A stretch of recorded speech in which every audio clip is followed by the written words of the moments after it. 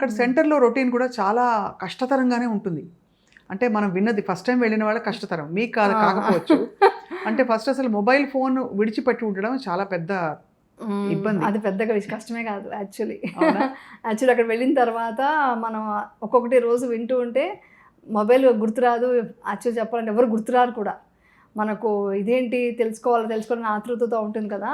ఇంకా చెప్పాలంటే ఆ ధ్యానంలో కూర్చుంటున్న కొద్దీ కొంచెం కష్టంగా ఉంటుంది, కొంచెం ఇబ్బంది పడతారు. యాక్చువల్ చెప్పాలంటే ఓపెన్గా చెప్పాలంటే చాలా నొప్పులు వస్తాయి స్టార్టింగ్లో, తట్టుకోలేరు. అంతా ఫిట్గా ఉంటామంటాం కానీ ఫిట్నెస్ కాదు. అంటే అక్కడ ఏంటంటే సుఖమైన దుఃఖమైన అది చూస్తుంటే అది వెళ్ళిపోతుంది అనమాట, ఇరాడికేట్ అవుతుంది.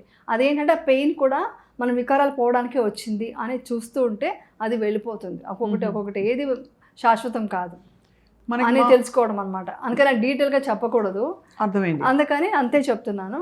ఏది ఉన్నా కూడా వెళ్ళిపోతుంది. అది కష్టమైంది, అది కష్టతరంగా ఉంటుంది. బట్ చేస్తున్న కొద్దీ దాంట్లో బెనిఫిట్స్ ఏంటనేది 10th డేకి వాళ్ళకి డెఫినెట్గా చూస్తారు.